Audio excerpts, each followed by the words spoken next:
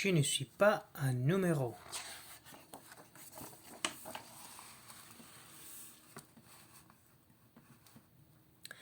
La grande silhouette sombre se découpait à contre-jour dans l'embrasure de la porte de notre maison. Nous habitions la réserve de Nipissing numéro 10. Je suis venu chercher les enfants, déclara le géant en me montrant de son long doigt. Toi, quel âge as-tu? Je me tapais derrière ma mère. Chercher les enfants? Quel âge? Répéta-t-il. 8 ans. Ces mots, chuchotés, flottèrent hors de ma bouche. L'agent des Indiens entra d'un pas décidé dans la maison et s'approcha de mon père. Tu savais que je viendrais, Ernest. Les enfants doivent aller au pensionnat. Ils sont pupilles du gouvernement maintenant. Il nous appartient. Pas Irène, dit ma mère, en m'enveloppant de ses bras. Il a besoin d'être avec sa famille. Je ne vous laisserai pas la prendre. L'homme haussa les épaules. Donnez-moi les 3 enfants si vous ne voulez pas avoir une amende ou aller en prison. Nous n'avons pas le choix. Marianne, dit mon père, d'un air vaincu. Ce n'était qu'une question de temps avant qu'ils viennent les chercher. La peur monta en moi, on me serra les gorges. Mes frères Georges et Ephraim restaient immobiles, la tête baissée. Ont-ils aussi peur que moi? Me demandai-je.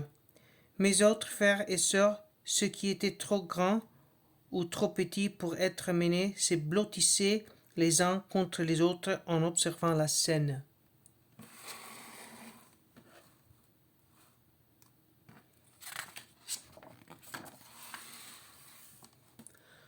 Mon père nous plaça tous les 3 en demi-cercle devant lui. Cet homme va vous amener vivre dans une école loin d'ici, dit-il de sa voix douce et calme. Nous ne voulons pas que vous partiez, mais c'est la loi. Nous sommes obligés. Pourquoi les laisses-tu nous emmener? Criai-je en m'écartant. Les mains de mon père tremblèrent et ses yeux se remplirent de larmes. Mon père, si aimant, le chef de la communauté fort et sage, se détourna sans répondre. Vite, dit l'agent des Indiens qui s'impatientait. Ma mère rassembla de la nourriture dans 3 petits paquets. Pour le voyage, expliqua-t-elle à l'agent qui tapotait sa montre. Maman, demandai-je, vas-tu venir avec nous? Elle secoua la tête. Je m'écriai. Mais qui va s'occuper de moi? Des enseignantes et des religieuses, répondit ma mère. Tu apprendras beaucoup de choses dans cette école. Un frémissement, une hésitation dans sa voix me firent douter de ses paroles. Ma peur tourna à la panique. Je ne veux pas te quitter, chuchotai-je.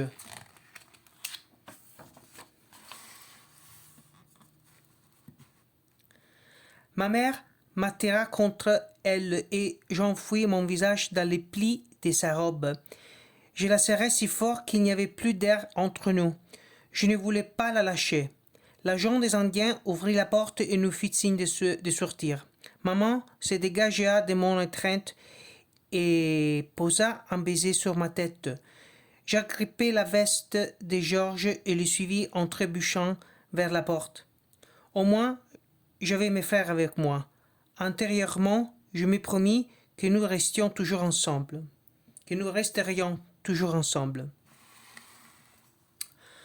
Au moment où nous avancions sous le soleil vers l'autobus qui attendait ma mère se précipita dehors. « Prenez soin les uns les autres, cria-t-elle.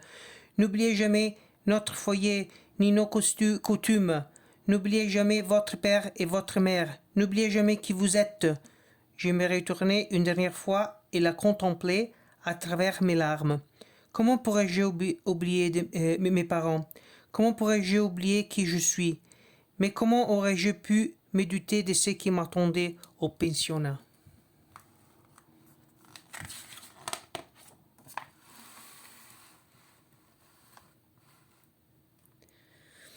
Les filles, suivez-moi. Les garçons, vous devez aller dans un autre bâtiment. Une grande religieuse appelée Sœur Mary s'étonnait à l'entrée d'un immeuble imposant en briques. Mon corps se serra quand les garçons furent emmenés ailleurs. Nous n'avions pas pu nous dire au revoir.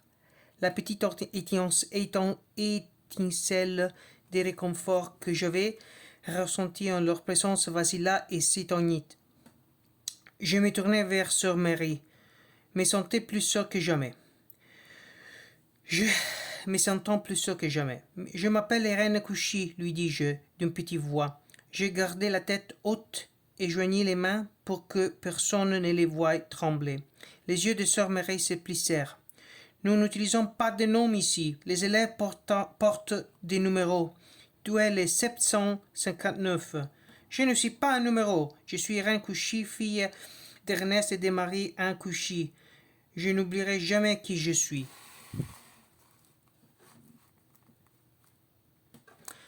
Je fus conduite aux douches en vitesse avec les autres filles qui étaient arrivées en même temps que moi. Notre groupe demeura debout sur le jet d'eau glacée qui engourdissait nos corps. Sœur Mary nous surveillait. Assurez-vous de bien frotter pour faire partir tout ce qui est brun. Elle doit préférer les filles à la peau claire, chuchota quelqu'un près de moi.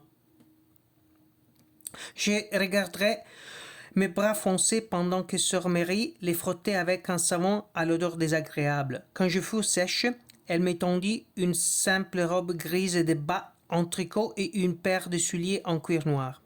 Vêtue de mon nouvel uniforme, on me mena dans une petite pièce où on m'ordonna de m'asseoir sur un tabouret. Le pire était encore à venir.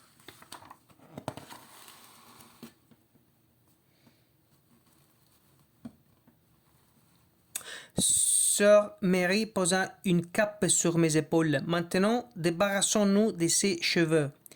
Tiens-toi droite, ordonna-t-elle. Les ciseaux mordirent dans ma longue chevelure noire et je vis les mèches tomber par terre à mes pieds. Pour moi, il ne s'agissait pas d'une simple coupe de cheveux, même si je n'aurais su comment l'expliquer à Sœur Mary. Chez nous, une longue chevelure était source de fierté. Nous la coupions quand nous perdions un être cher. J'avais l'impression qu'une partie de moi mourait avec chaque mèche qui tombait.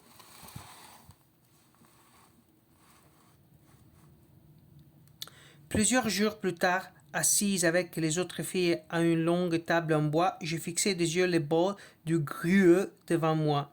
C'était une substance grise et grumeleuse qui me faisait penser au plâtre que mon père avait utilisé un jour pour réparer des fissures dans un mur.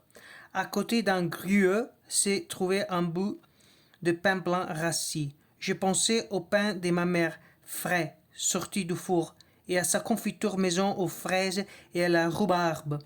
À la maison, nous ne faisions pas de somptueux festins, mais nous n'avions jamais faim. Ici, mon estomac gargouillait constamment, réclamant de la nourriture.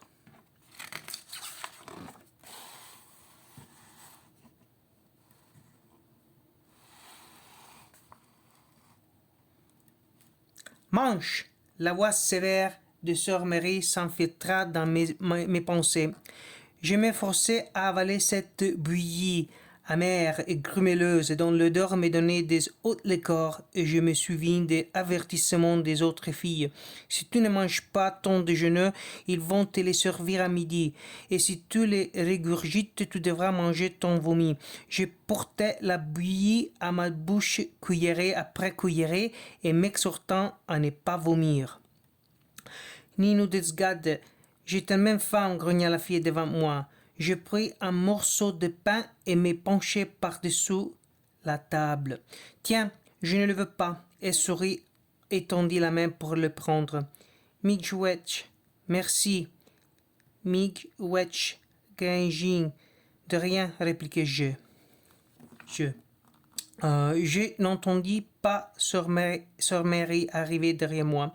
Tchac! Une grosse cuillère de bois s'abattit violemment sur mes épaules. Je poussai un cri de douleur. C'est la langue du diable, cria-t-elle. Nous ne la parlons pas ici. Elle me saisit par les bras et m'entraîna dans les escaliers. Elle marchait rapidement à grandes enjambées. J'ai trébuché derrière et en essayant de ne pas tomber.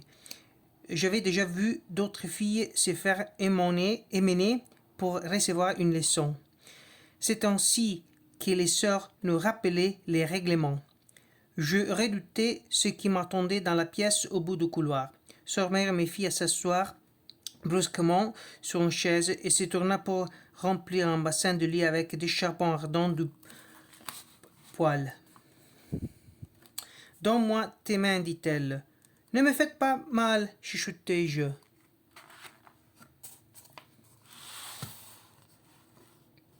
Donne!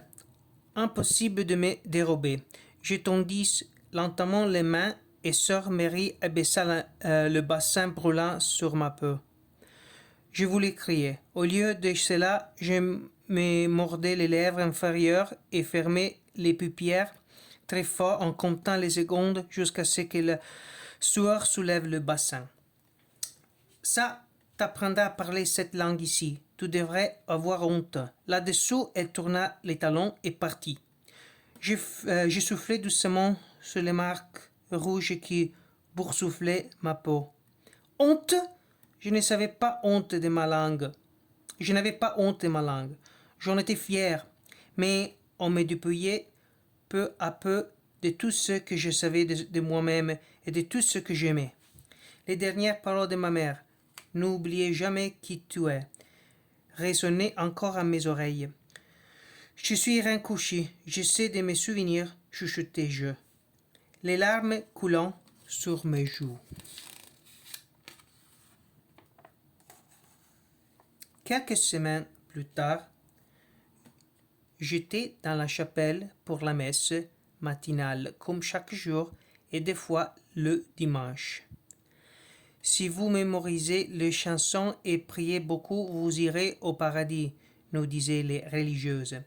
Je ne détestais pas la chapelle.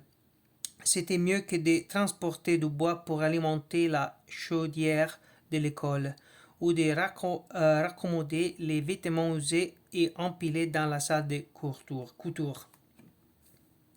Sœur Elisabeth s'assit à côté de moi et me pressa la main. Elle était plus gentille que la plupart des autres religieuses.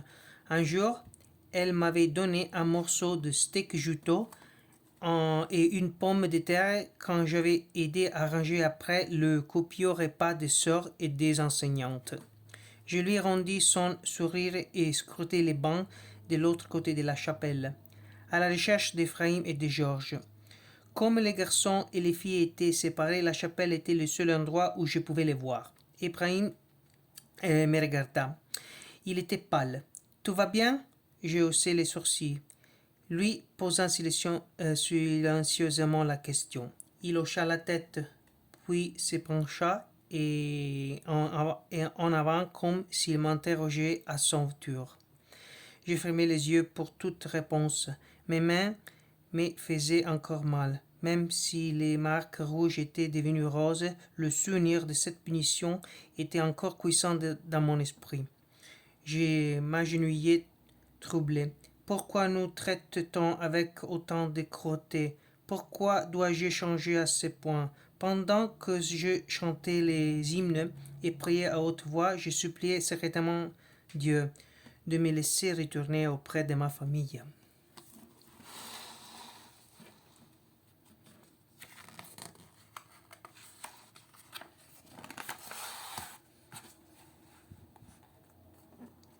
Les journées, les semaines et les mois s'écranaient lentement plus sombres qu'un jour de pluie sans fin. Debout à 6 heures, puis les prières, le grueux, les corvées, les études. Cependant, la morosité quotidienne était préférable à la crainte des punitions. Je rêvais d'être de retour à la réserve où je jouerais avec mes frères, mes sœurs et mes cousins. Je voulais entendre le chant de Stournelle dans les prés. J'avais envie d'écarter les bras prêts à voler comme elle. Je rêvais de m'envoler au loin, mais il n'y avait pas d'évasion possible pour moi.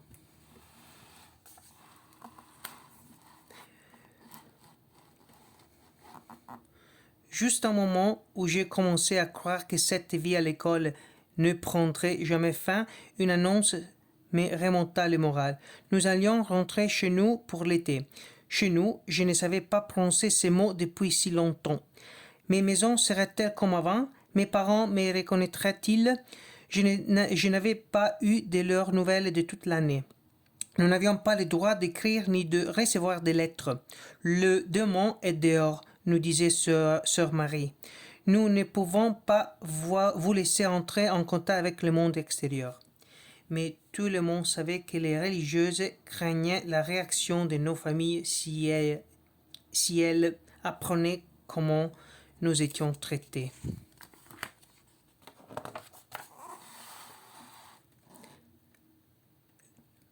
Lorsque je vis mes parents devant notre maison, j'ai compris que tout était resté comme avant. Ma mère se précipita pour nous embrasser et me souleva pratiquement de terre en me prenant dans ses bras. Mon père me pinça les joues. « J'ai pensé à toi chaque jour, chota-t-il. Je ne t'ai pas oublié, répondis-je. Je n'ai jamais oublié qui j'étais.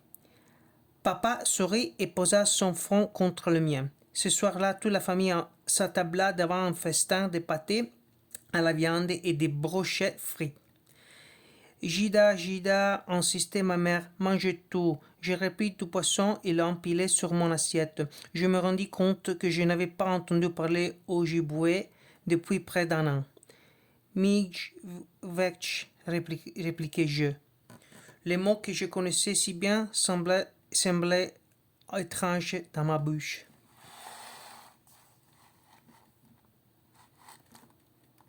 Ce soir-là, en posant ma tête sous l'oreiller, je fus hanté par les images de sœur Marie qui me pourchassaient dans un long couloir, une ceinture de cuir à la main.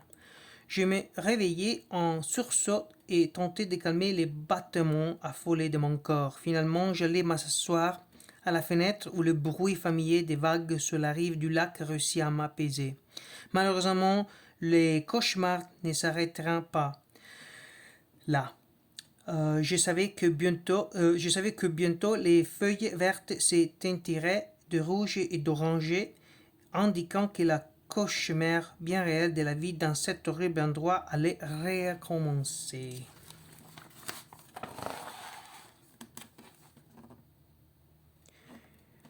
Ne m'obligez pas à y retourner, je vous en prie, suppliai-je mes parents. Je vais commencer alors à raconter ce qui s'était réellement passé dans cette école. Les yeux de mon père s'étaient assombrés quand je vais décrire les leçons de sœur Marie. Ma mère s'était bouché les oreilles, incapable de m'écouter. « Je dois trouver un moyen de vous garder ici, déclara mon père. Il nous faut un plan. Je serai de point. Oui, un plan. Mais lequel? Si nous désobéissons, que nous feront-ils? Demanda ma mère. Qu'ils fassent ce qu'ils veulent, rétorqua mon père. Nous ne verrons pas nos enfants dans cet endroit. Nous les cacherons. Nous ferons en sorte que l'agent ne puisse pas les trouver. Tout le monde se mit à parler en même temps. Nous pourrions nous cacher dans les chambres à l'étage, mais l'agent fouillerait dans tous les coins pour nous trouver. Nous pourrions nous cacher derrière la maison, mais nous repéreraient facilement. Nous pourrions courir jusqu'au lac et nous dissimuler dans les roseaux, mais non, ils n'étaient pas assez denses pour nous cacher. Puis mon père fit une suggestion. Vous pourriez vous cacher dans mon atelier. Mon père avait un atelier de taxidermie sur notre terrain, assez près pour qu'on puisse courir s'y réfugier, mais séparé de la maison. Cela se ferait-il? L'atelier de papa nous fournirait-il la protection dont nous avions besoin? Je regardais mes frères et mes parents. Nous hochâmes la tête en guise d'acquiescement tacite. Un pacte silencieux. Nous avions un plan. Et l'été s'achevait. Quand le jour fatidique arriva, j'étais dans la cour en train d'aider ma mère à éteindre le linge. Le vent soufflait mes cheveux dans ma figure. Ils avaient repoussé. Bientôt, ils s'attendraient à mon dos. Il s'en vient, cria ma soeur aînée. J'ai laissé tomber les paniers à linge et risqué un coup d'œil sur le côté de la maison. Il était là, mon ravisseur.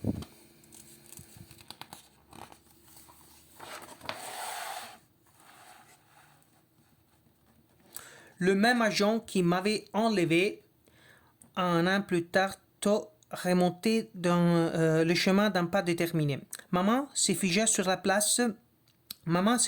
place, aussi terrifiée que moi.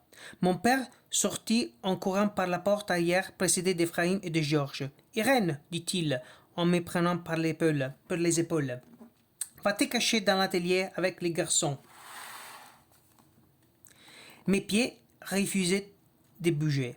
« Ne le laisse pas m'emmener, suppliai-je. »« Cours, ordonna mon père en me faisant pivoter et en me poussant en avant. Je trébuchai, puis repris mon équilibre. Nous avions un plan et le moment était venu de le mettre en œuvre. Mes frères traversaient le terrain à toutes jambes. Je me lançai à leur suite et nous courûmes affolés jusqu'à l'atelier. Après avoir poussé la porte, nous nous écroulâmes à l'intérieur. « Cachons-nous, m'écriai-je. Je plongeai derrière de grosses caisses et me blottis contre mes frères pour ne me pas être vu. De ma cachette, je pouvais voir dehors par la fenêtre. Peu de temps après, j'aperçus l'agent des Indiens qui approchait sur les sentiers suivi de mon père. Je posai un doigt sur mes lèvres pour avertir mes frères de garder le silence. La porte s'ouvrit en grinçant. « Je sais que vous êtes ici, fit la voix de l'homme dont je me souvenais si bien. La sueur coula le long de mon dos. J'envoyais les enfants dans ma famille plus au nord, dit mon père. Je ne sais pas quand ils reviendront. Je tournai légèrement la tête pour essayer de voir ce qui se passait. Les pieds écartés et les bras croisés, l'agent regardait fixement mon père. Tu feras mieux de ne pas me mentir, Ernest. Tu auras des problèmes si tu n'envoies pas tes enfants à l'école. Puis mon père adoré, le chef de la communauté, fort et sage, se redressa de toute sa hauteur. « Faites ce que vous voulez, dit-il d'une voix basse et calme. Appelez la police. Faites-moi arrêter. Vous ne reprendrez plus jamais mes enfants. »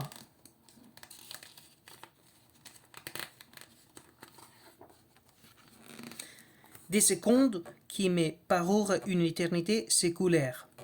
Mon père toisa l'homme qui lui rendit son regard. Je retenais mon souffle. L'agent partirait-il? Serions-nous découverts? Je regardais mes frères. Ils avaient les yeux écarquillés, plus grands que la pleine lune. Une éternité. Puis, sans mot dire, l'agent des Indiens tourna les talons et sortit de l'atelier.